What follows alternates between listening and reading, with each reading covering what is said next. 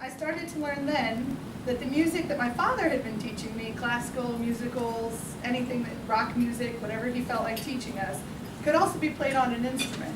So between the two of them, I started to appreciate listening to music.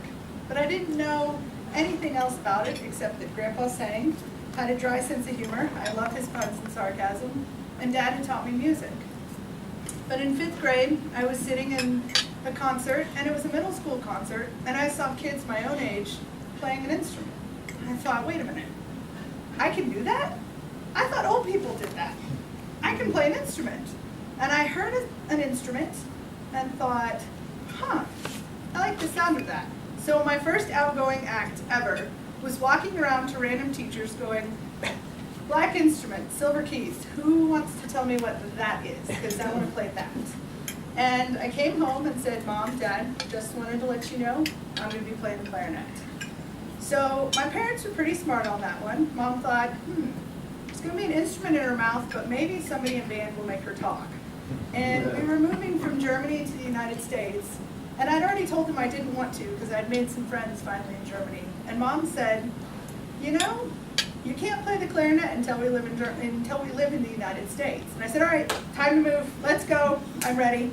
And I remember going to class the next day and going, I'm going back to the United States so I can play clarinet. I don't care about you people now, I'm doing this band thing, it sounds fun. So I started playing when I moved back to the States. And as my parents had surmised, because I was starting to play, the people around me started trying to make me talk. Now they didn't do very well for the first couple of years, but I started first with communicating through my music. I could tell my moods, I could feel comfortable, and I was truly myself playing through middle school and high school.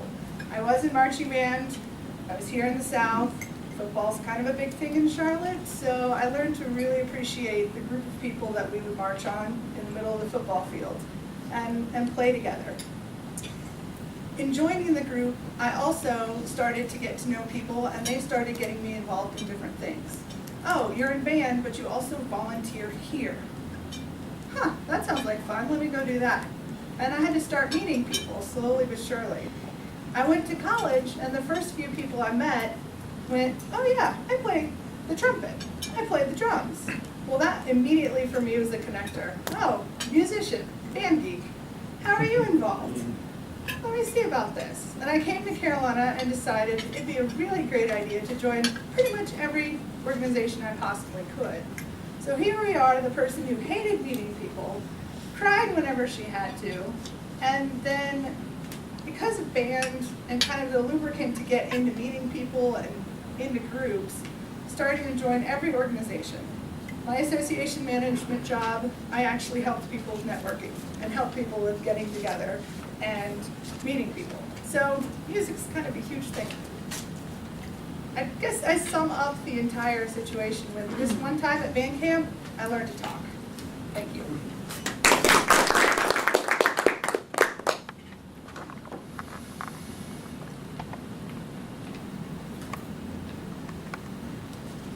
There comes a point when the dollars and the cents intersect. And I'm not talking about the cents at the end of the dollars, as in the pennies. I'm talking about the common sense of how we need to make our finances match with our objectives.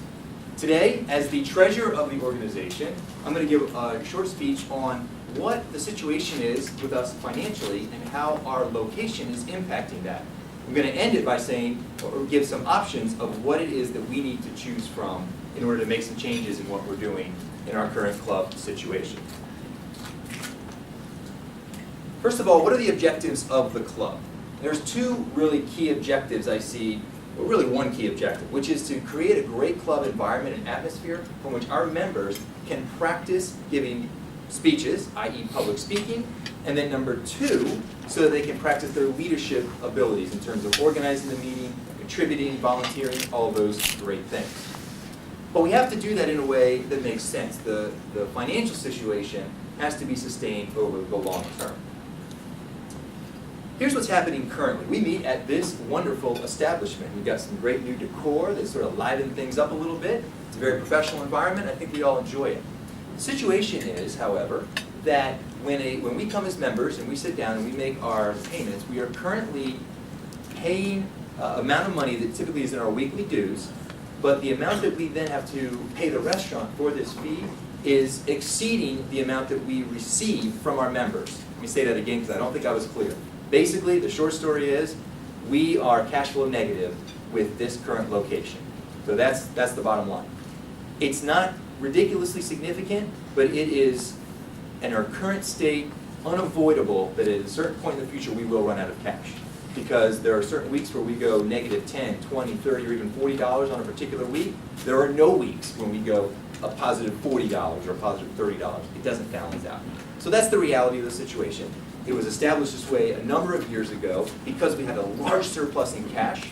This has now sort of brought down our cash to the tune of, we have about $280 in the bank account right now. That can go very quickly.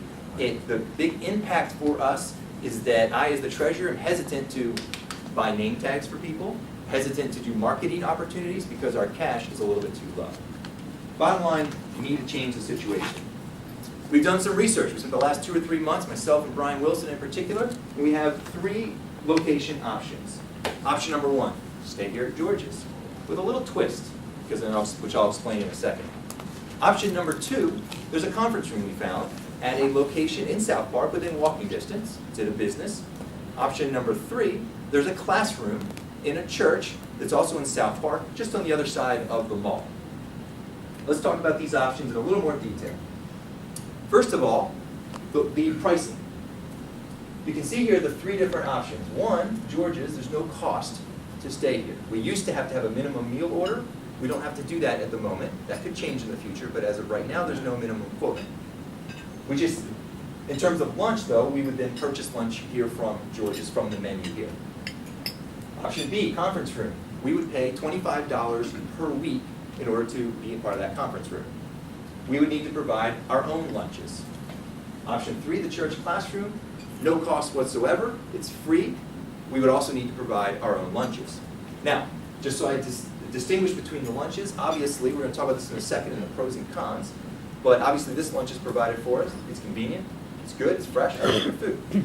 The other lunch option is you have to figure out a way to get it yourself, which is not as hard as it sounds, but it is somewhat of an inconvenience. There's a couple options. One is Jimmy John's does a group order delivery. It would work the same way that we do now. We send an email out, you get a link, you could click on it, order it, pay for it with your credit card. It then gets delivered right to your location. You walk in, it's waiting there for you. Or you could bring your own lunch, or you could stop somewhere and pick up your own lunch. Those are the options as we relate to lunch if we go to a different location. So that's pricing. Now, what does that mean to the member? What is this going to cost for the members? Well, in terms of lunch, you've got the full cost of this is the big change that would have to happen if we stay here. We would have the full cost of lunch at George's, including tax, including gratuity. Each member would be responsible to make that full payment. And for me, I got the chicken sandwich. Instead of spending the $11 that I spend now, I need to add on tax and tip. It's right around $13, $14. That becomes my lunch cost now. Okay? In other words, you don't get the $5 discount anymore if we're going to stay here and be financially viable in the long term. So that's that cost. In these 2, you're also doing the cost of your own lunch. Of course, a Jimmy John's sandwich or something you bring from home is going to be less expensive. But those are the options, okay? In terms of what we're going to do for dues, or what the idea would be for dues, instead of doing weekly dues, we would switch it up, and you would pay twice per year, or if you just look at it as an annual fee, you would pay, let's say, you pay twice per year, but it's an annual fee. $28 to the club, $72 to international. Okay, that's how this works. They get that. We would get $28 to the club. If we do this one, where there's a $25 weekly charge, we'd have to bump it up. And it's $78 to the club, $72 international, for a total of $150. The church classroom, $100, 20 to club, 72 international. What this does, on an assumption of 25 members in the club, which is where we're at basically right now, we have a few more than that, that would give us during the year approximately $700 to $800 to be able to work with in terms of marketing and other expenses that we might want to do, name tags, everything else that we want to do for the club. So that's the idea. As we have more members, that amount would go up, and of course we can reduce the dues accordingly in future periods. There's some pros and cons. This is by far the most professional environment that we're at. Conference rooms, somewhere in the middle. This is the lowest level of professionalism. Not that it's not nice and that we can't practice speaking, but it's not exactly something you're going to invite the CEO of a large company to, because it is a church classroom. Just keep that in mind. There's obviously convenience of lunch here. There's less convenience lunch options in the other two, but it is relatively simple with a little bit of thinking. This is the most expensive lunch.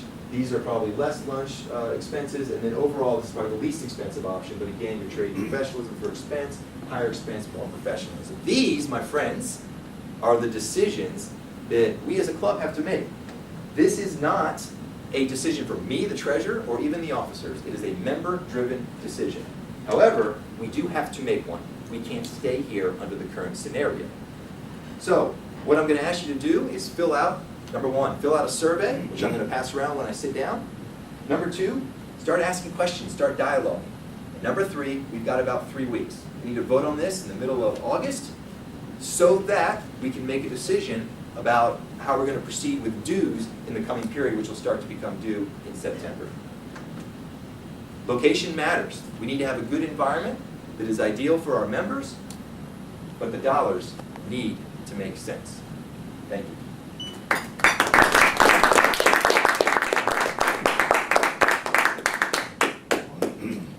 Give me your tired, your poor, your huddled masses. These are the words of a poem inscribed on the base of the Statue of Liberty. Give me your tired, your poor, and your huddled masses. As we've all seen in the news lately, we have tired and poor and huddled masses on our southern border right now. Now there's a lot of politics in terms of why are they there? How did they get there? Are they being given the wrong message in terms of just flooding into the country? Are we treating them well now that they're here? Should we give them any treatment at all? Should we just send them back home? A lot of issues are out there. Unfortunately, these issues have been politicized. And you have two parties who see their political bases and they come out with policy on the auspices of their backers. Whatever it is their backers want, the special interests. I think we're an educated group here and we're familiar with the broken scenario that exists in Washington today and how gridlocked everything is and how difficult it is to get anything done there. However, as Peter mentioned in my introduction, I myself am the son of 2 immigrants to this country, and I know we have members here in the group who have immigrated to our country, and we also have members here in the group that similarly have parents who are immigrants. So this is a topic that's emotionally important to many of us here in this club. When my parents came out from Ireland, it was a very orderly process. You would come out to Ellis Island, you would be processed, so your name, your records, they knew who was in the country. You were sponsored. When my mother came out, she was sponsored by her uncle. So her uncle essentially took on a responsibility of this new person into the country, saying that, yes, I will mind after them. I will essentially mentor them in being an American. And we're familiar here with the value of a mentor. Well, certainly when you come to a new country, having a mentor is very important. Now, outside of those such as myself who have parents who are immigrants, what about those members here today who are 3, 4, 5 generations deep in this country? Why is this important to you? It's important to you because of the fundamental formula of economic growth, of GDP, gross domestic product. GDP has really 2 main drivers over the long term, over decades. And that is productivity growth and population growth. You need both. Now, we're very fortunate that we just came through a period in this country and we're really only starting to gather steam if you think about it with all the technological advances, whether it be the internet, just pure big data, the ability to process unbelievable amounts of information. And so we've really benefited from that, and clearly we've all seen that in our own jobs and our own lives. There are other countries, though, who have an issue with their population growth. Let's talk about them briefly. China. We're familiar with the one-child policy that existed in China. Now, for better or for worse, we'll see how it plays out over the coming decades, they're actually in a declining they peak in about 30, 40 years, and the population begins to decline. And that becomes very deflationary. Now, you may not be familiar with deflation, but one thing to keep in mind about deflation is think about all the actions our own Federal Reserve has taken over the last 5, 6 years when we fell into a deflationary environment, and the amount of stimulus the government has thrown at our economy to try to avoid deflation. Deflation it's a poison to capitalism. I am pretty conservative myself, but I will tell you, deflation, nobody wants deflation. Let's look at Japan, a great example of deflation.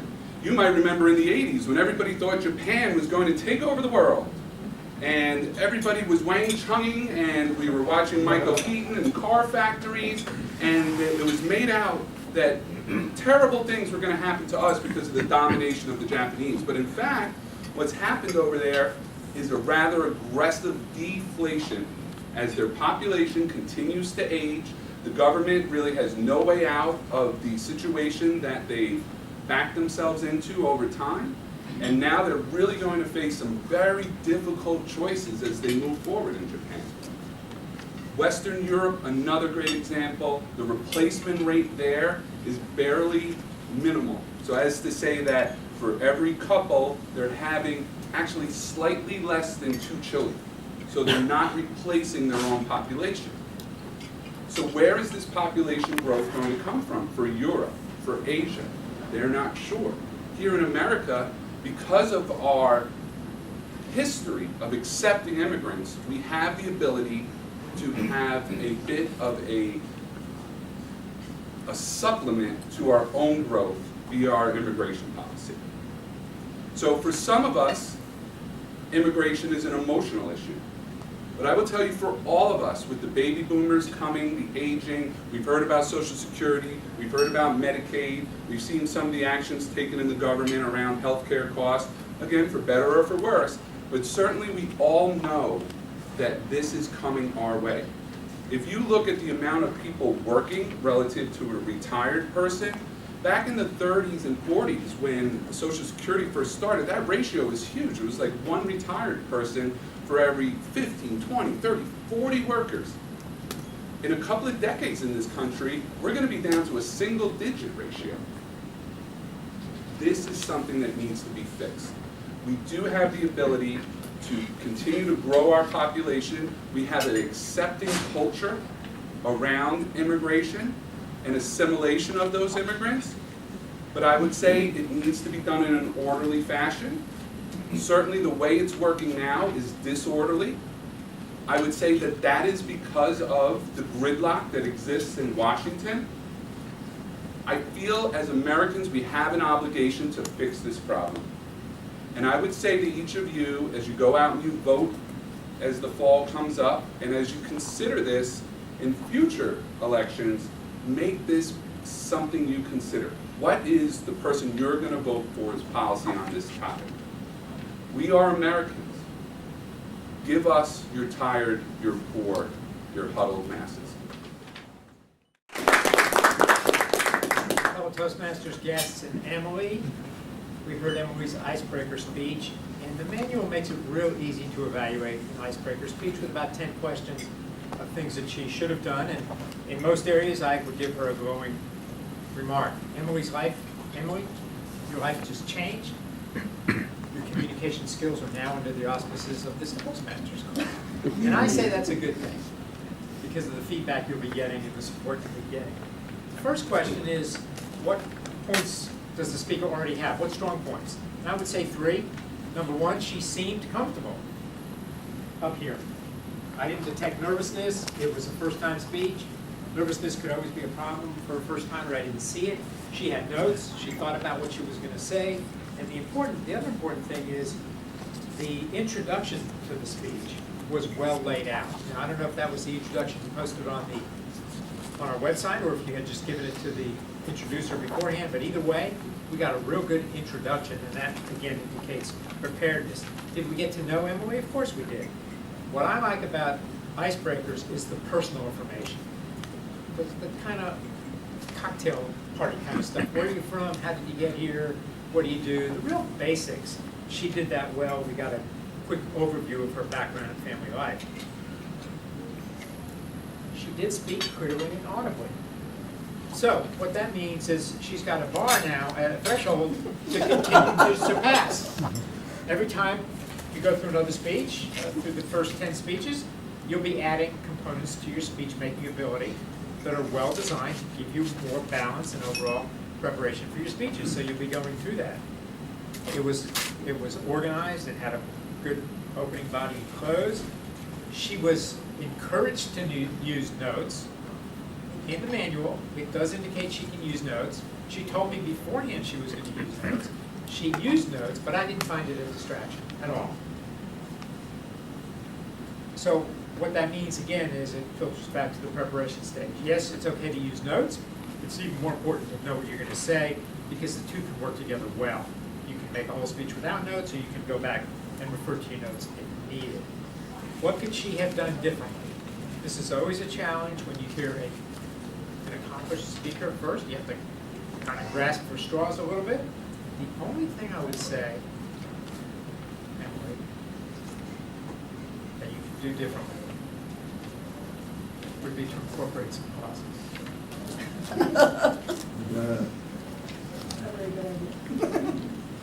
They can occur anywhere, anytime. Obviously, you want to think about them in advance so they can go in conjunction with your speech, but I know oftentimes when I give a speech, I just want to get it done, and so I don't stop, even to take a breath or even to let something sink in. So I like that we learned a lot about Emily personally. It was organized, she's prepared, she's got 9 more speeches to do with the competent communicator manual. Well done.